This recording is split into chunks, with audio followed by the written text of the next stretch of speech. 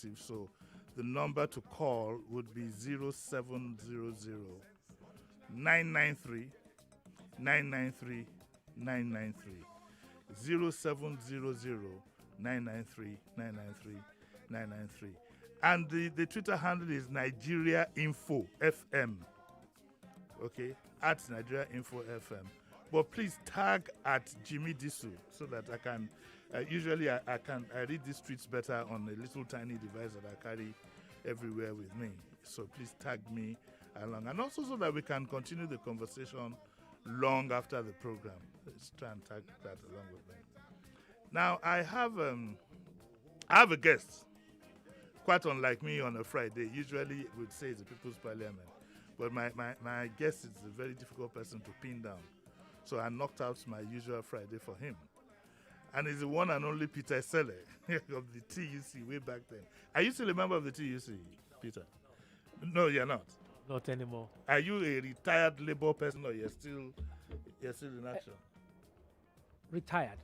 So we now kind of when you are a president is a member for life. So you still go there, offer advices, but you are no longer a front runner. Are you in the council of the TUC? Yes, I just left the council last year. So all along, when you stopped being president, you were in the council. Yes. Okay, it's. Let me quickly add that it's just by coincidence that you are here during the price increase. We had agreed on this discussion long before the price increase came. Yes. And to be honest with you, I'm not too interested in the price issue because, like I said on my program, it is fundamental. But I'm just being told now, I forgot. I need to take a commercial break and I'll be right back. Okay. Not just be yourself, and no copy. A place for people who get good character.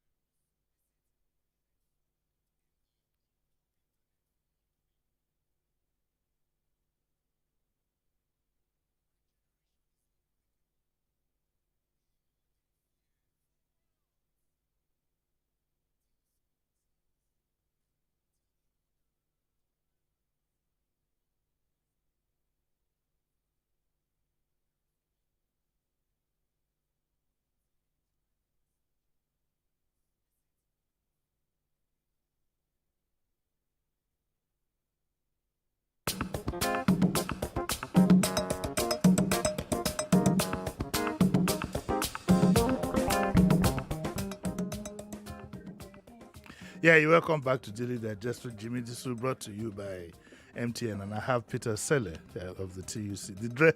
I'll call you the dreaded Peter Selle. Like I told you, I have very little interest in this development because, I mean, hey, listen, right from like 1980 when I was assistant editor of the Financial Punch, it's the same crisis we've been facing till as we speak, and I think I'm beaten now, completely beaten. But let me have your views. It will be unfair to your listeners who already know you're here not to get your views on the latest increase. And let me just tie it in so we can take it off. Increase in both fuel prices and electricity rates. Well, first, what the government is trying to do, they want to deregulate the sector. Which sector now? Petroleum. Petroleum, good. They want to deregulate the downstream sector. That is what they are trying to do.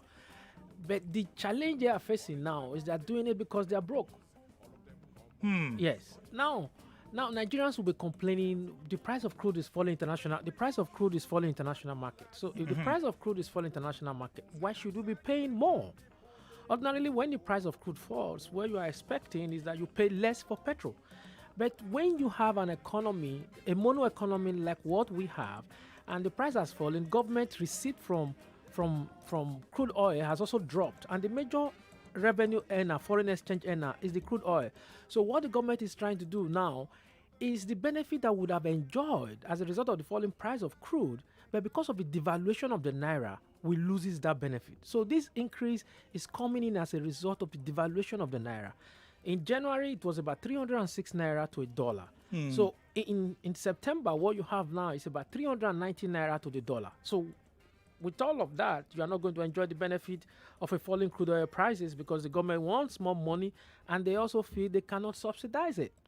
That is why we are paying more, and it's likely going to get up to 180, 200 before December. What I'm saying that is, first, the CBN is trying to bridge the gap between it and the parallel market. As at yesterday, the parallel market goes for 460. So when you have 70 naira difference between the CBN rate and the parallel market, and if the CBN doesn't provide forex, the marketers, if they allow them to start importing, are going to go to the parallel market and they will pass the cost to the consumers. So tough times ahead. But isn't it sad that I mean, in 2020 we're still relying on import? You should know why, for example, our refineries are just not working. Our refineries will not work because there are too many political interference and there are too many things that is wrong with our system. So our challenge is systemic failures. So if you have a refineries and you are doing turnaround maintenance since Obasanjo 1999, we've done several turnaround maintenance on refineries. And when I was Pengassin president, before also becoming TUC president, we agreed that government should do what I call an NLNG model, whereby a co-operator is brought in with a private sector, private sector background, and then the government does what he wants to do, and then the government gets profit. We use NLNG as an example because the government gets huge dividend every year from NLNG. So we say, why don't you apply that same model in the refineries? But only politicians know why every time they keep spending so much money on that refinery and no value for money. Well, it looks as if private considerations rule. I mean, look, even in the oil well areas, you just dish them out like candy. Give it to friends, and as some who don't even know the difference between petrol and kerosene. You just give them all wells and so on and so forth. You're still working, Abby. Go ahead. No, not anymore. But you were in that industry before, yes. And so you give us a brief idea of what. I think we know what's going on is corruption, yes, but let's even hear from you what it should be. I think our major fundamental issue has to be with what I call critical thinking.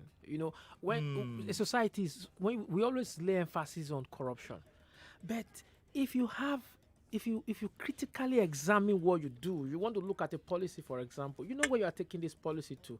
You look at short term, medium term, long term. I will tell you from 1999, we started asking ourselves, these guys, are they really thinking of where they want to take this industry to? So when you don't have an idea of where you are going, then anything goes. Now, there have been a lot of changes on how crude oil licenses are allocated over the years. There have been some improvement, but it's not deep enough. So what we've always had is this personal interest in every policy. I'll tell you, 90% of the policies that we've had in this country for more than 40, 50 years are personal, is ego driven. Somebody comes up, okay, oh, this is a good idea. Okay, what is in it for me? You see, the what is in it for me may not be what everybody will say openly, but the fact is that the person look at it, why do we need to do this? So because of that is why we are where we are. So the oil and gas ordinarily could be a catalyst for growth. But if you look in terms of our GDP, the oil and gas is not the highest earner for us, but is the highest earner in terms of dollars that we are scamping over for. So that in itself is the fundamental challenge. We talked about petroleum industry bill. Now the government is talking about petroleum industry governance bill. I was part of that original in terms of in the concept when it was called OGIC, Oil and Gas Implementation Committee, and then before it becomes petroleum industry bill, as I'm talking to you, that's the longest bill in the history anywhere in the world. For 10 years, nothing has happened. It started from Obasanjo. We had Goodluck Jonathan. Jonathan is out, and we still have the Buhari administration. They've changed the name now to Petroleum Industry Governance Bill, and it's still not passed. I guess the same also applies to electricity, doesn't it? Yes, electricity. That for me is, I don't know. You when you run a system, nobody says there will be no mistakes, but you learn from the mistakes. Now, during the privatization of the electricity, not by this current administration, because in terms of electricity, the Buhari administration is in a catch-22 position. Now, why am I saying that? When the privatization was done in the previous administration, what was done in the privatization was that we were told that we have foreign investors coming in. And the unions also bought into it because thinking that foreign investors that are coming in will come in with cheap funds. That they will come in with cheap funds. So when they are coming in with cheap funds, you take, for example, somebody is coming with $1 billion. He can get $1 billion in Europe or America for 2%. That $1 billion, let's say it's about 300 billion naira. You want to invest it, local company wants to invest that. It gets that from 3 or 4 banks at 20%. So the funds are not cheap. At the end of the day, those who bought these Gencos and Discos were friends and brothers of those in authorities. Yeah. So when they got it, they now went into the banks to borrow money. So when they borrowed the money, so much indebtedness to the bank, and if the current administration want to do away with them, they can't. Because if they do that, then our banks too will also be in trouble. So when they come and ask for increase, so the current administration is looking for a way to balance it out so that the banks too will not be in trouble. So it's a catch-22 position for the current administration. But they're threatening now to to hand this goes back to the government. Are they just blowing hot air? Could they do that? I think they're blowing hot air. They don't. They can't. No, they won't. If they are looking at doing that, government will be very happy to receive it. But if they want to do that, you're kidding. Yes, you are telling government that, okay, come and take over, come and take your Genco and Discos, but you pay us maybe $1 trillion. Where is government going to get that money from? And they've also not invested what they are supposed to invest in. The Gencos and Discos have not invested money in metering. Metering is not supposed, the investment is not supposed to come from federal government. So I think this government has been paying huge, has been subsidizing them. That's why I always say it's as good as subsidizing. We just said MTN is the sponsor of this program. It's like telling me to subsidize MTN to collect their money from our use of data. That's the same thing government is doing in electricity. As long as I get my money, I think I'll be fine. As long as I get my money. It's the Daily Digest with Jimi Disu brought to you by MTN. And I have Comrade Peter Esele in the house. I think I had a caller just now. It's gone. It's disappeared. It's dropped. Okay, no, it's back now. There you go. Hello, good morning. Morning. Hello? We lost it. Okay. Hello? Can please switch off, put off the radio where you are, please. Hello? Put off the radio. I can hear an echo. Put off the radio where you are. Can you hear me now? I feel okay now. Yeah, it's okay, yes. Okay. Good morning, Uncle Jimmy. Morning, sir. God bless you for this program. I want to ask my gang in the station with you. My name is Sunday, anyway, calling from Bariga. Yes. Why are we concentrating on crude oil alone when we have other mineral resources that we would have made a lot of money in this country? Mm-hmm. That's my question to him. Thank you. All right. Yeah, you want to answer? I will just give you one sentence. Crude oil actually is a lazy man's approach. Mm-hmm. Yeah. Is the easiest way that the government feels that they can make money. So they put so much attention on that. And because of that, crude oil, if you look at most of the countries that have crude oil, you find out that majority of them, because of their attention on that commodity, are always very, very, the economy is always very shallow. But why the government is putting so much attention on that is that the government have refused. Earlier on I talked about critical thinking. And that, of course, is what we've not done. We've not been able to diversify our economy. I've been hearing diversification of Nigerian economy since I was born. Yes, yes. Mazi Uchenna says that the problem we have is that leaders don't have the country at heart. Everyone for himself. Until we put the nation first, nothing good will happen. And Adegboyega Adedeji says that the situation we found ourselves isn't man-made as a nation. Is there no solution? Are we going to continue to lament and lament? If a country, Nigeria, can't build a refinery, how come an individual is about to build one? Is it going to make any difference when Dangote's refinery comes online? What difference will it make? Yes, it will make difference. It will make a difference. The difference it's going to make is that if you pull the 3 refineries that NNPC owns, the entire refineries that NNPC owns, Dangote refinery alone is bigger than it. All the other 3 combined? All the 3 combined. Dangote refinery is bigger. So if Dangote refinery comes on, it virtually will meet all our needs. So if NNPC... So what then happens to the other 3 refineries that we have? Now, that is also why I said, whether we like it or not, Dangote refinery will help us to put that refineries where they actually belong. It's either, in the graveyard. It's either NNPC wake up, fix it, or at the end of the day, nobody will put a dime there. And then everybody put attention. Just waste away. Yes, then you put attention on the Dangote refinery. Why wouldn't it have made sense, for example, for us to have sold those refineries to Dangote? Would that have made any sense? It may have as at that time.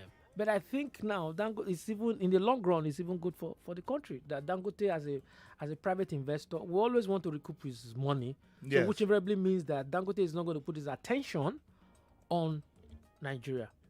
Now let's take for example.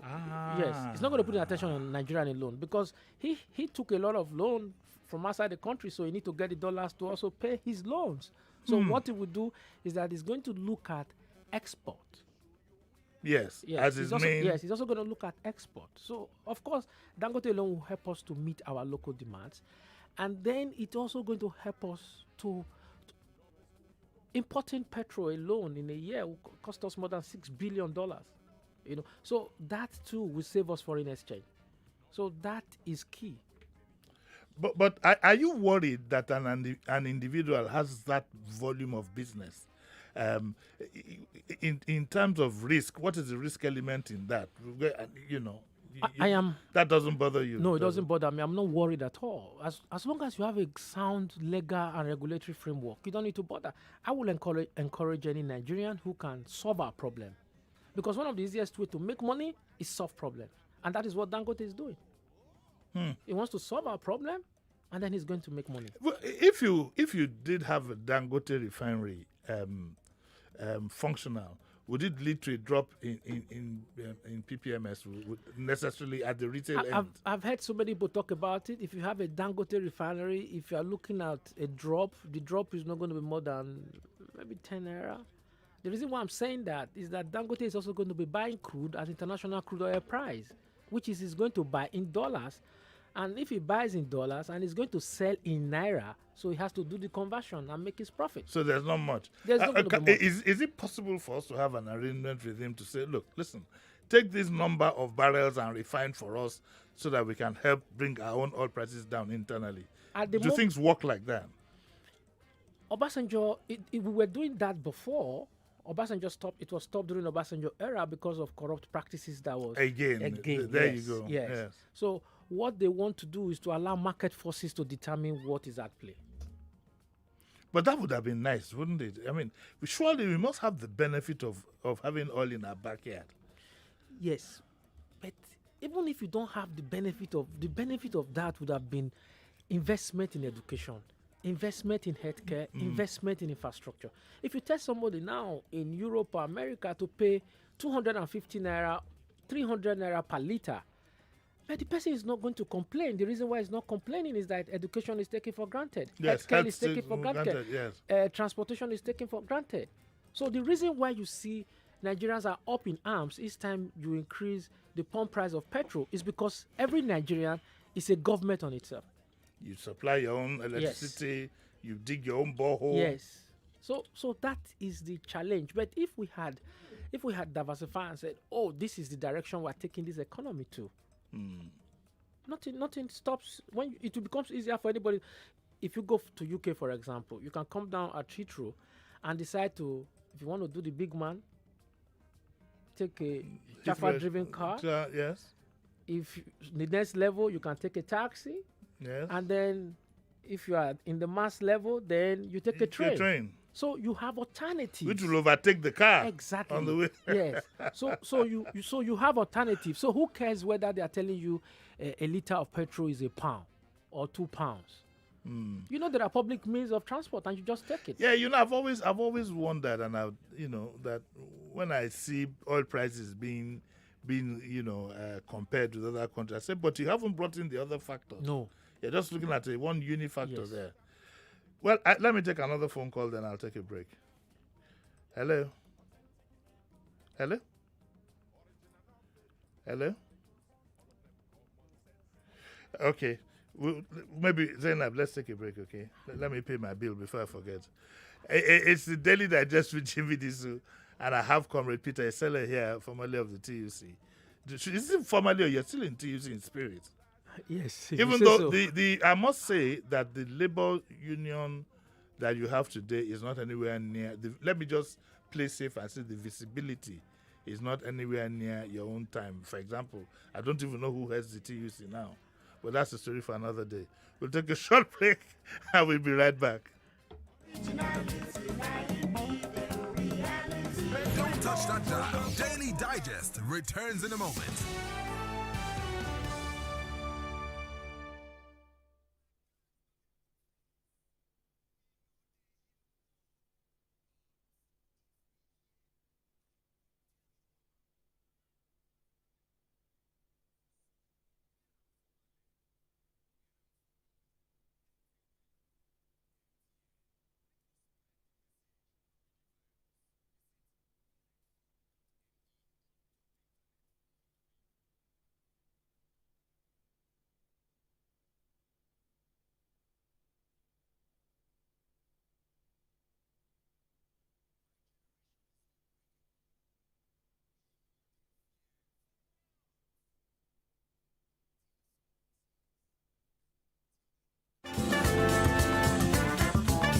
You're listening to Jimi Disu, right here on 99.3 Nigeria Info.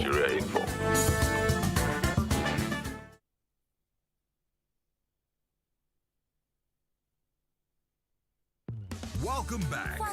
This is Daily Digest with Jimi Disu.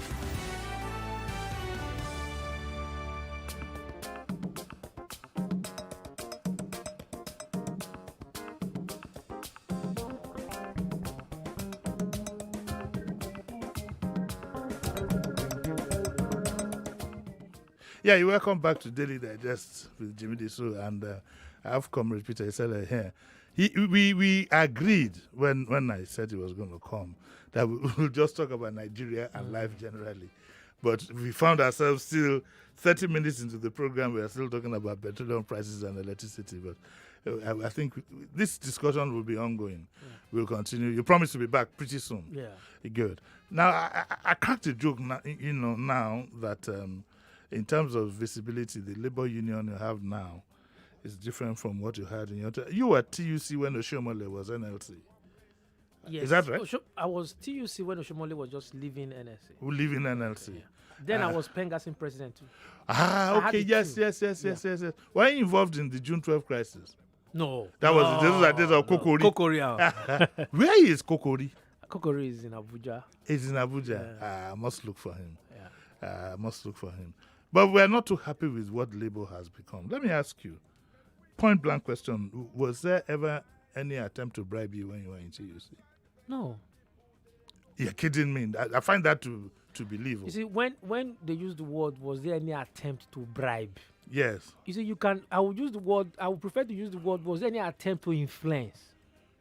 You see why I don't want to use the word. I don't want to use the word bribe. Yes. You're not going to have people come to you and say, "Hey, we want to give you." No, they will find a way to want to. So how do they do it now? One of the things you just talk first thing, you talk about visibility and you talk about where labor is right now. Every leader has a style. Mm-hmm. Every leader Every leader has a style. Yes. Okay.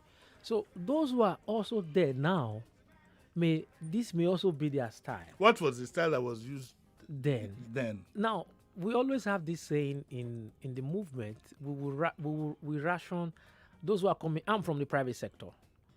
Okay. Yes, I'm from the private sector. I work for an American oil company. Okay. Okay. So there is naturally going to be a difference in my approach because my orientation, my culture, and where I'm coming from is that I have a freedom to express myself. Okay. So I don't depend on government to pay me my salary, and I'm not going to be afraid for government to tell me that, okay, we are not going to pay you salary or we are not going to promote you. So irrespective of what you think, if somebody works for government and is a labor leader, he also have to walk the fine line. Yeah. We need to be very... Yes. He could lose his job. Yes. We need to walk the fine line. It's possible that he leaves, he's no longer going to be promoted. He needs to walk... You need to find that balance. While, as Pengassin president, my company is headquartered in Houston. So my responsibility will be to the union. And then he also now has to come with training. Training also plays its own role. Training exposure will play a role in whoever is leading. So the guy who is leading at the moment, we may also not be okay with him because he's not visible, but you also know that in my time was very turbulent. You know, most times your leadership skill emerges in tough times. But I think we are being polite here because times are just as tough and as turbulent now. More so in a democracy. I think you were there during. Was it military? No, democracy. Democracy. Yeah. But even then, you do find that we have. As I'm sitting down here, I can't remember the name. In any case, there are about 2 NLCs now. They've been divided. They've been decimated. Every people believe. Now I'm choosing my words carefully. That they've been compromised. Do you have that same feeling?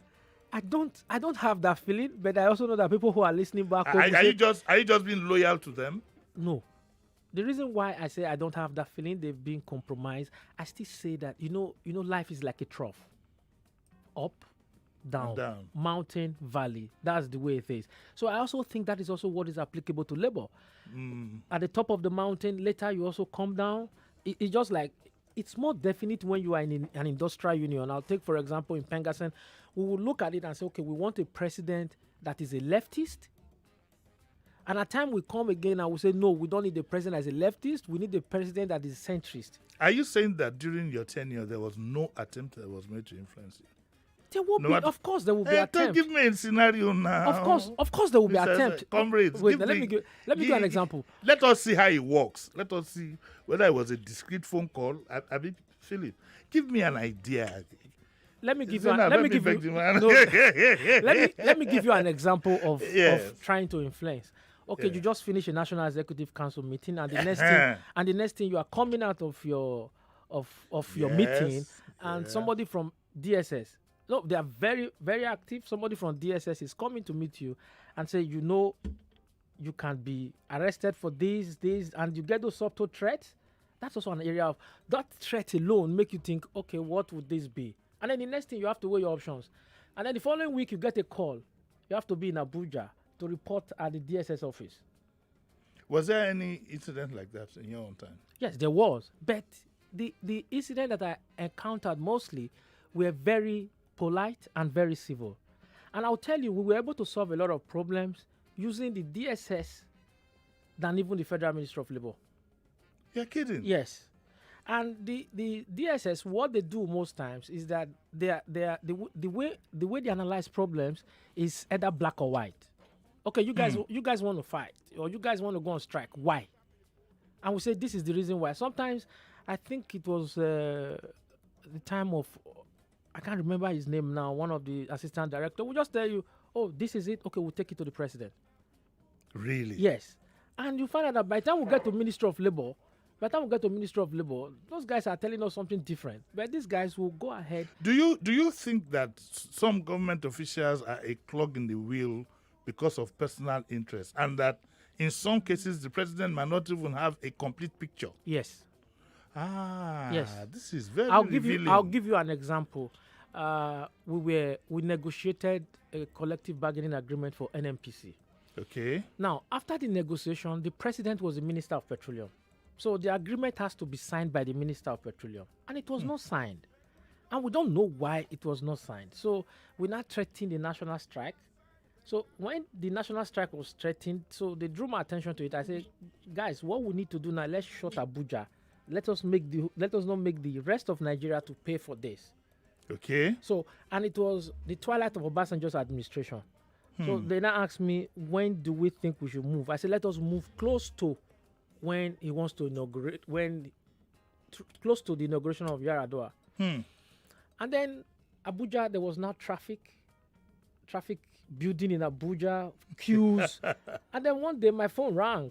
And most times I have my phone silent, but I already had an initial call that the CNC wants to talk to me.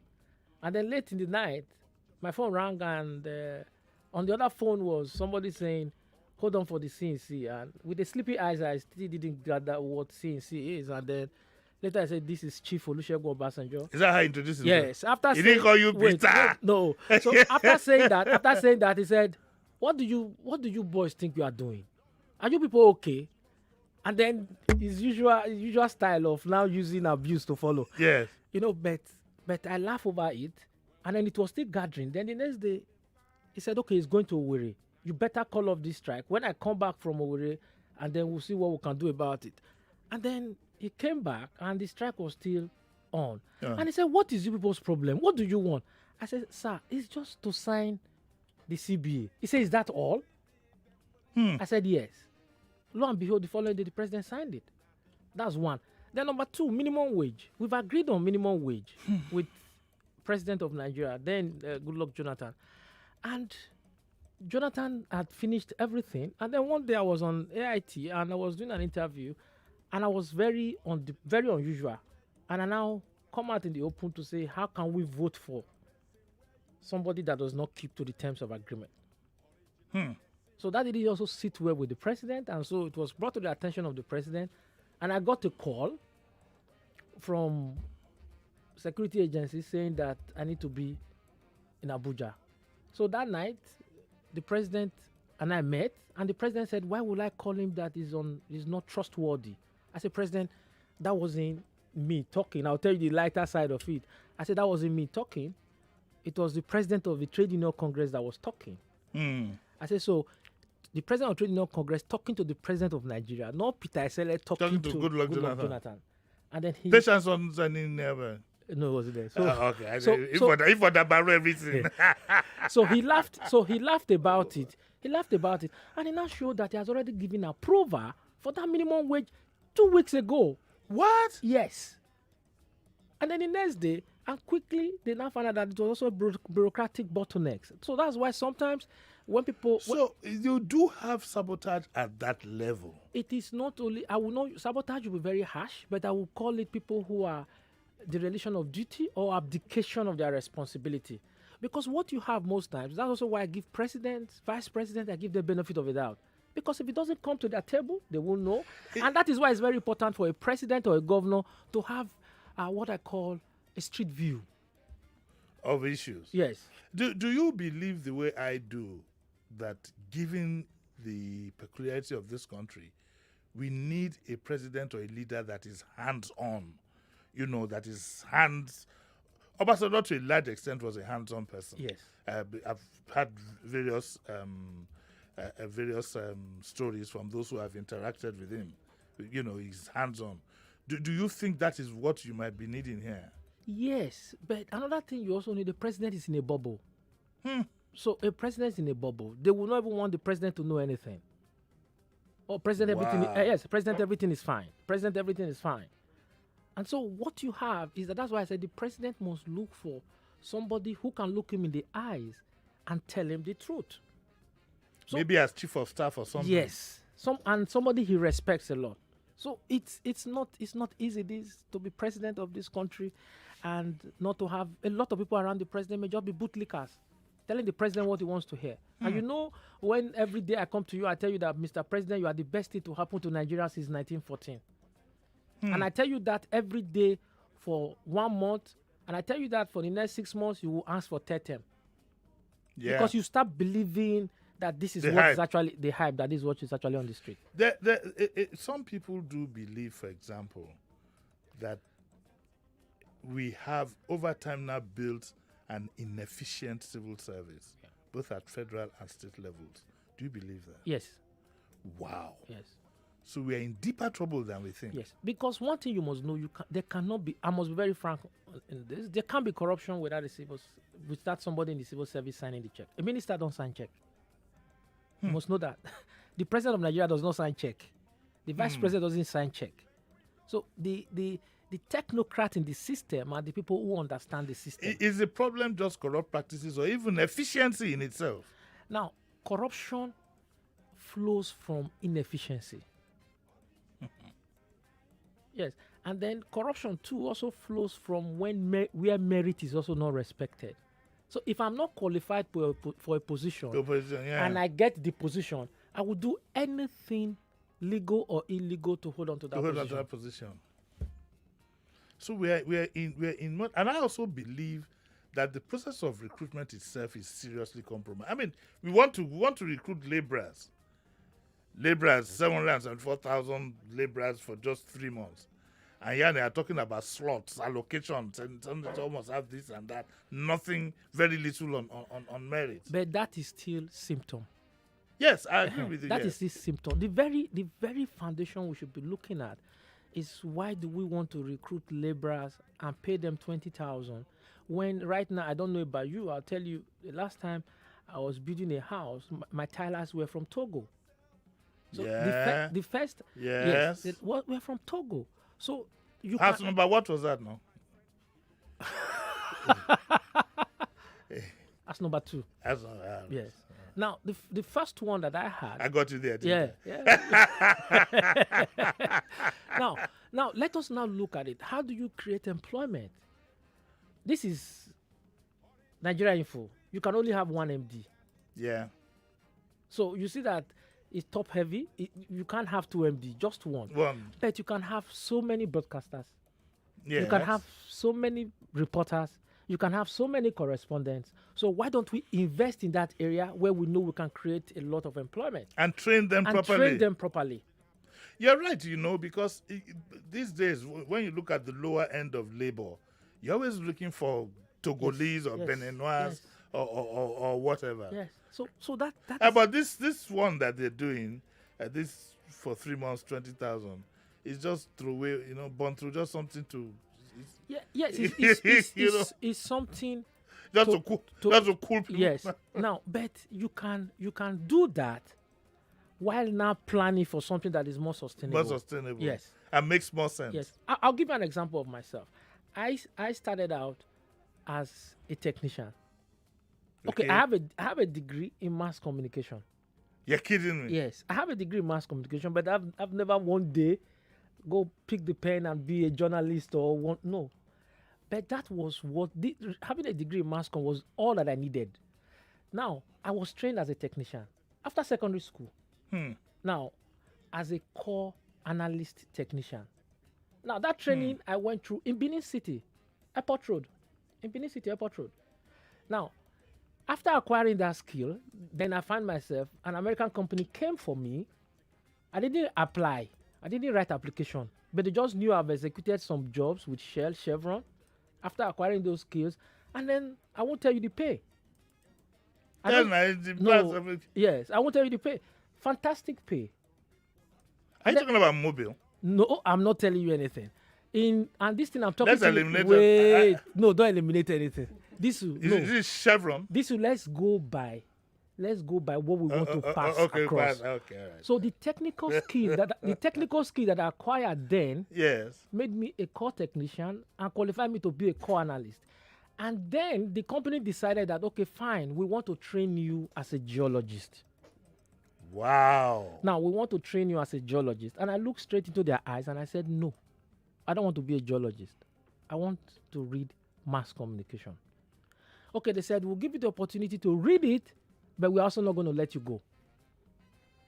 So now, the reason why I had to now go get the degree was to fulfill Maslow's law. I'm able to say that because I've survived. If I've not survived, anything they will throw at me is what I will take. But if we put attention on those technical skills, you are going to create more jobs. Not everybody thinking of white collar Sustainable jobs, yes. Sustainable job.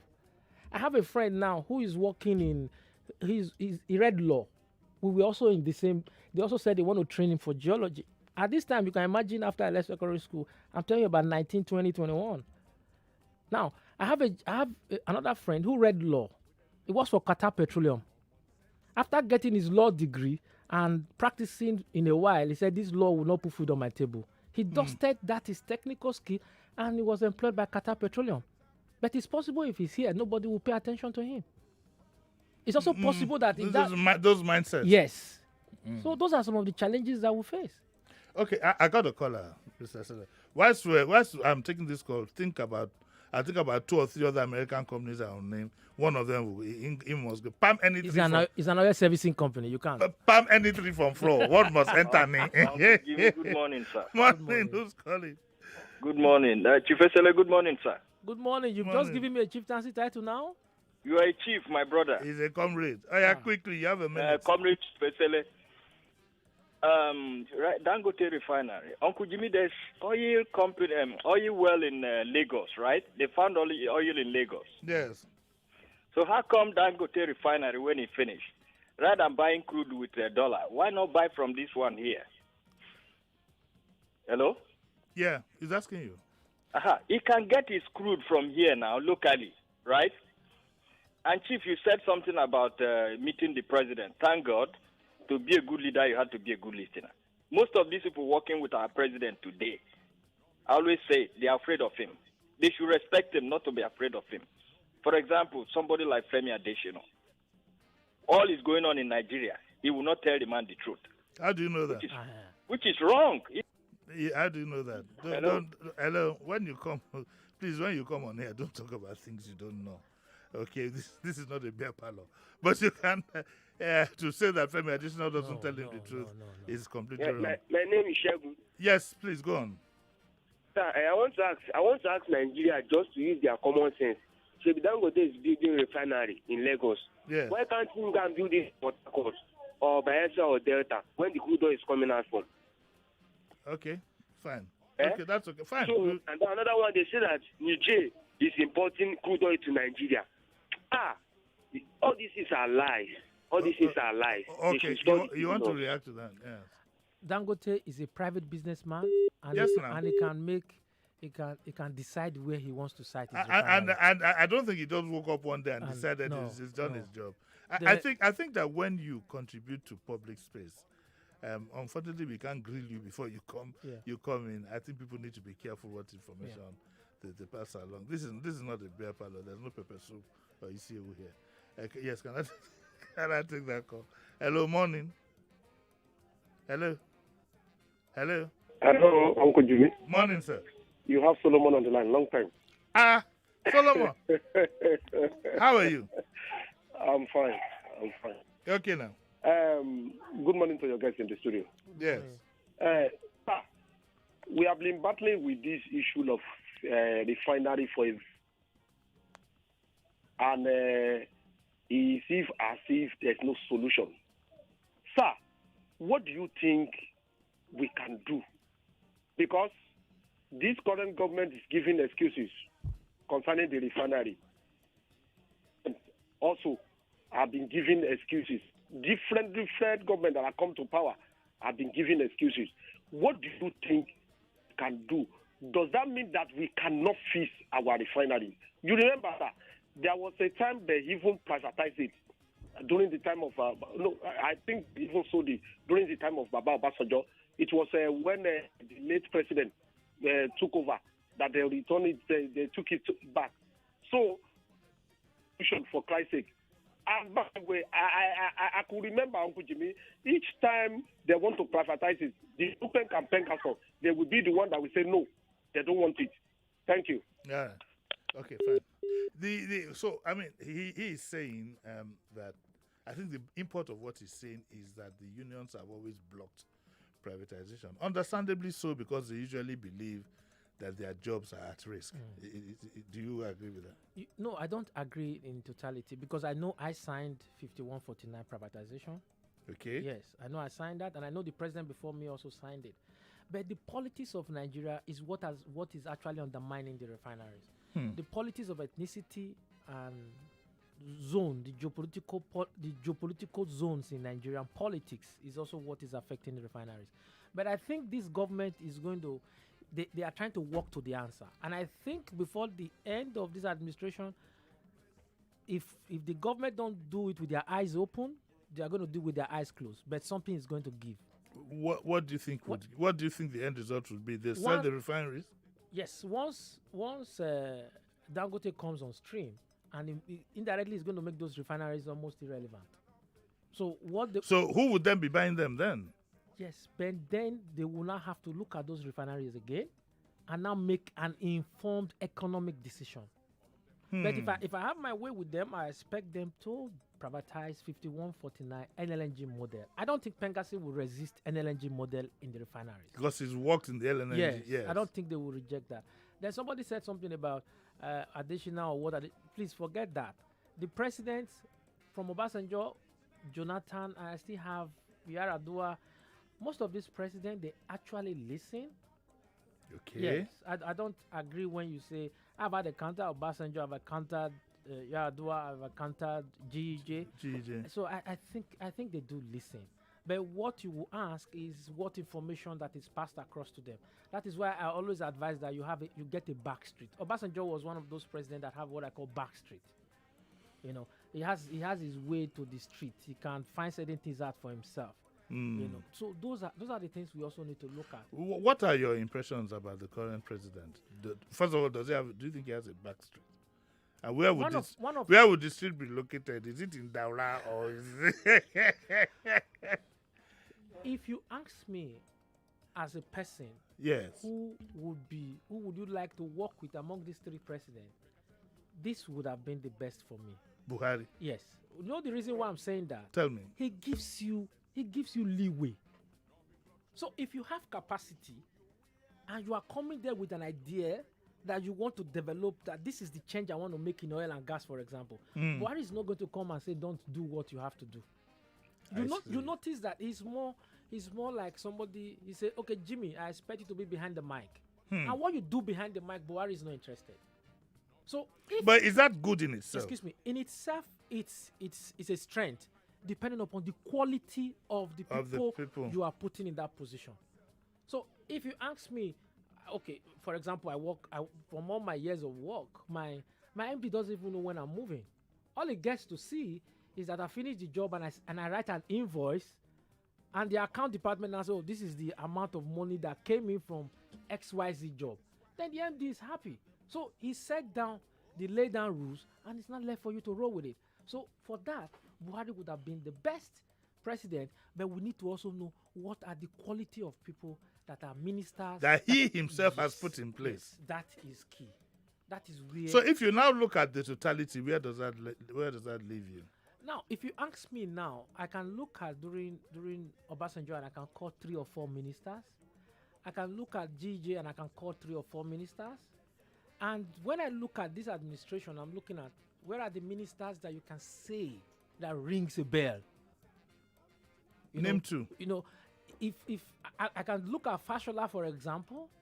Yes. I can look at Fashola, for example, and I'm struggling to. Amechi is doing what he has to do in transport. Transport, yes. Even though there are areas I feel that we need to know the agreement that we are signing with these Chinese, that those should be made public. But I can't look at the totality and say I can get 5, 6, 7 ministers that I can say, okay, this rings a bell. Yes, you can disagree with them. I rather prefer that I disagree with you as a minister. You know, the irony is that the gentleman that I hold responsible for a lot of the travels of our country, ironically had the best cabinet, in my view, and the best persons to work even in FRSC, People's Bank, name it. He had well-known names. And Babangida. Yeah, he had, but I personally think that in total, it comes down to -0. Exactly. Yeah. So you find out Sad. that this administration would So big time to have this list. Please then agree that the problem of Nigeria lies as a people.